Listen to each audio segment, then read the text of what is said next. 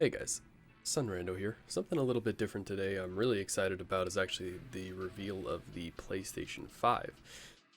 Now, I know there is a lot of skepticism these past couple days on it coming out, and no one knows its price point yet, and we're all hoping that it's $500, although if it's more, I think it might not even take a dip because of all the big name games that are coming out for it.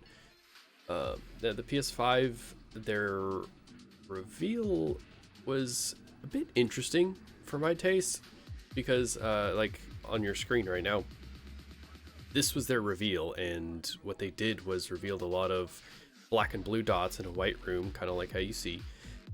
And the PS5 looks nothing like that. It's mostly white, although I really like the futuristic look that it has to it.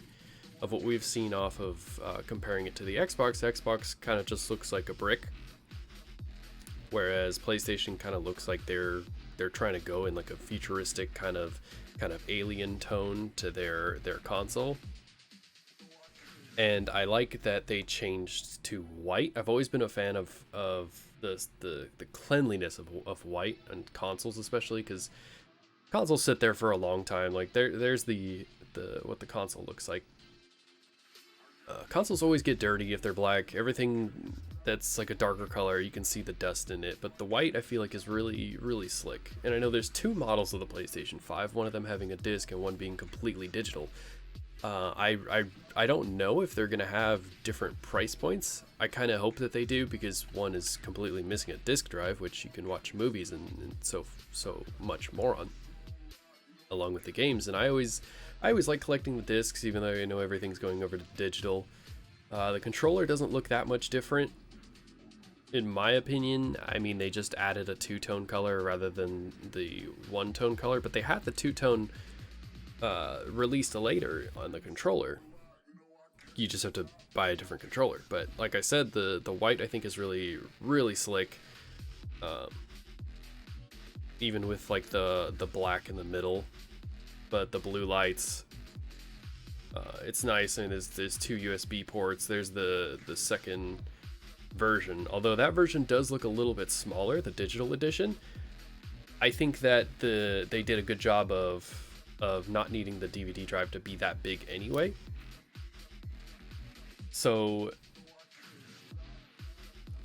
all these things that they revealed in their trailer, the camera, the headset, the charging dock, the media remote. I'm a huge fan of the media remote because I know a lot of the times you don't get one. I feel like those aren't going to come with the PS5. Again, I could be wrong because it's just my initial thoughts, but I'm guessing those are going to be extra. Now, the first trailer that I notably was unhappy about was NBA 2K21, and the reason why that you can see here, there's no gameplay on it. And everybody's gonna say, wow, NBA 2K21 looks so good, look, there's so much sweat on the player. But this is a cutscene. All the cutscenes always look different than what the actual gameplay looks like. So why reveal something saying, oh, it looks so good, to not have this in actual gameplay? While this is pre-alpha footage, yeah, it's footage of a cutscene, and the cinematic cutscenes always look better. So I'm not entirely a fan of that. I mean, I'm not a big fan of the 2K21 or 2K basketball anyway, but I thought that was interesting. The next one I am a huge fan of, although I do have my concerns about it, is going to be the new Spider-Man game, Miles Morales. My problem with it is that the rumors that I've heard is it's not a new game. What it is it's an expansion off of Spider-Man that came out in 2018, I believe. It could be 2019. No, maybe it is 2019. It does look amazing, and it looks like a lot of fun. The graphics are incredible. Look incredible, at least.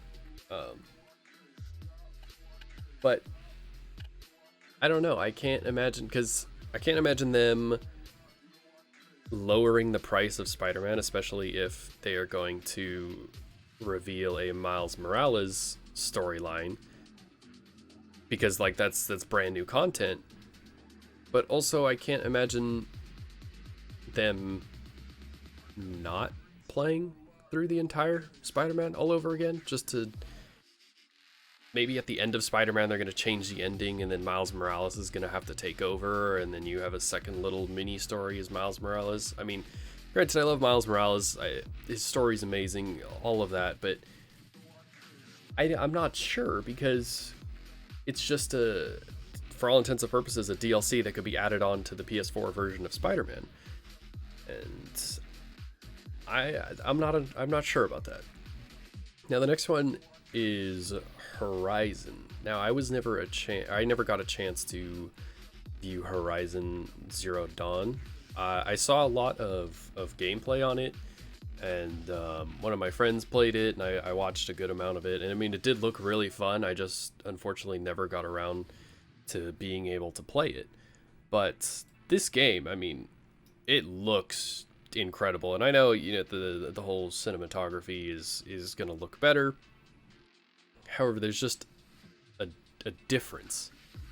Whereas, you know, they're not necessarily focusing on sway. You're going underwater, you're seeing all the coral, you're seeing all the fish, you're seeing the pelican dive from up top, you're seeing stingrays and fish living amongst those stingrays along with all these crabs. And it really shows you like such a diverse environment. And I know Horizon was a huge game, and I know everybody really loved it, and I'm pretty sure it won a lot of awards. And of what I know, it's the same character continuing on her story. These machine animals I thought were always really cool. It's interesting to see in the trailer that there's like a normal animal. I'm not sure that there weren't any to begin with, because like I said, I never played the first one. But to have both robotic animals and normal animals and all trying to coexist, I think is a really interesting concept. My one flaw about this is looking at like the story and hearing the trailer, how she's basically the middleman and trying to save society from basically collapsing on itself. To me, it reminded me a lot of the second Infamous game, where you start off against you know, the Beast, and then after that you go to a different town and then you try and stop the Beast from coming and destroying everything, because basically the Beast is all powerful. To me, that comparison is just the Beast are the machines and whoever's controlling the machines and making them evil, and she's the person trying to stop the machines from being evil and destroying the town, or well, the world, I guess. But like I said, I've never played Horizon, nor do I know the story very well, but this is interesting here. Like, you're able to see them taming one of the red-eyed beasts, or maybe yellow means that it's like passed out. I'm not really sure, but I know she has blue ones that she can use. But again, this looks really good. I'm excited to see the story. I might try and play the first Horizon before this one comes out in order to be able to play this one. But of what I know, the game's really, really long, so I'll see if I'm able to actually have the time to play for it. But yeah, no, I mean, that looks great. I think that's going to be the biggest selling point of the PS5, as long as they don't make it something ridiculous like $1,000. I know everybody's a lot of people are a huge fan of Horizon. So I think that'll be the biggest selling point when that comes out. I think everybody's going to want to buy a PS5. Now this one is definitely weird. And by weird, I mean, this is Resident Evil 8. There's werewolves. And you'll see that later in the trailer.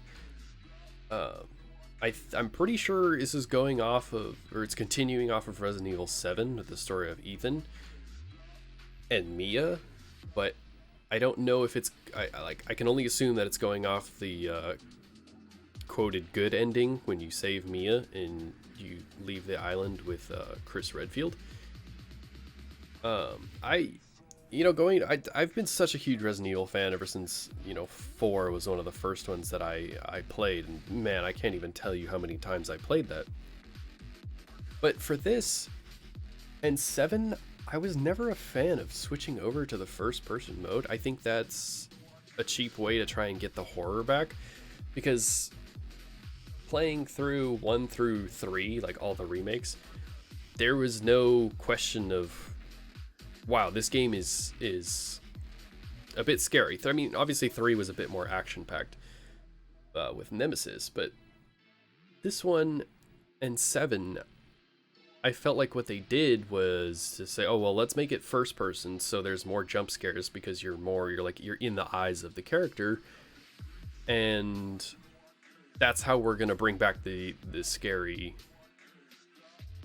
effect of the game, along with adding, basically making the game a lot darker. It does look really good. It looks like they brought back like executioner sort of enemy from 5.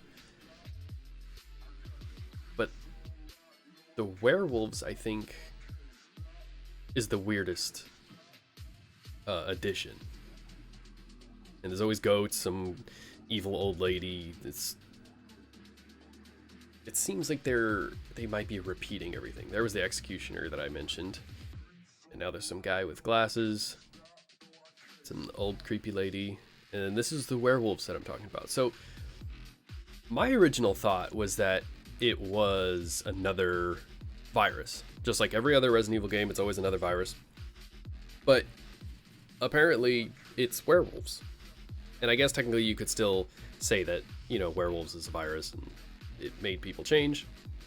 But there's Chris Redfield. It's going on, and this is the first, besides direct sequels like Revelations to Revelations 2 that kept the same characters, none of them really kept the same main character. And this is from 7 to 8 is going to keep the same character, and I think that's going to be interesting for the PS5.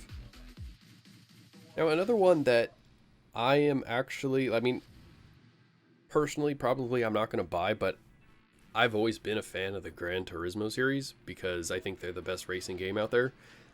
I think that Forza is really good, and I have played a lot of Forza along with Gran Turismo, but Gran Turismo's just been around for so long, and they have, it's just your straightforward racing game. It's exactly what you need it to do. It's exactly what you want it to do. With all the camera change, the looks, the cars, the racing, the outside racing. I think Forza does a little bit better in terms of the seasons, but I think that Gran Turismo still is just, it's like the staple of a racing game. It's that if someone ever wants to say, hey, I really enjoy racing games, the first thing I will always recommend to them is Gran Turismo over anything. So I think their game does look really good. But I just, like I said, I won't be one of the ones purchasing it. A game that I will for sure be purchasing, and this might be my reason to buy the PS5. It's so weird saying the PS5. I'm so used to saying PS4 for, so many years. Is Ratchet and Clank. Now, I think I've missed maybe 1 or 2 that have come out because they've made so many. But other than that, I've played almost every single Ratchet and Clank game, and it's just so much fun, and it's one of those single player games that you can just get into and upgrade all your characters, just go and get everything along, building your relationship with Clank. And it's not a Ratchet and Clank game unless, Ratchet and Clank gets separated, right? And you have to play as both of them. I love the futuristic tone here where they're going through different I would say portals to different dimensions. And I know a lot of games and even movies right now are going off of in essence, a multiverse, saying that there's a bunch of different dimensions, a bunch of different ways you can do everything, a bunch of different life forms on all these different planets.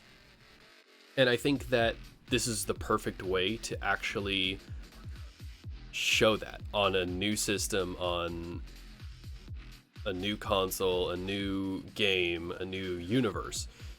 And I think that even though it keeps the basics of Ratchet and Clank with, you know, the wrench, the helipad like here, and it's going through, this is enemies from a different Ratchet and Clank before.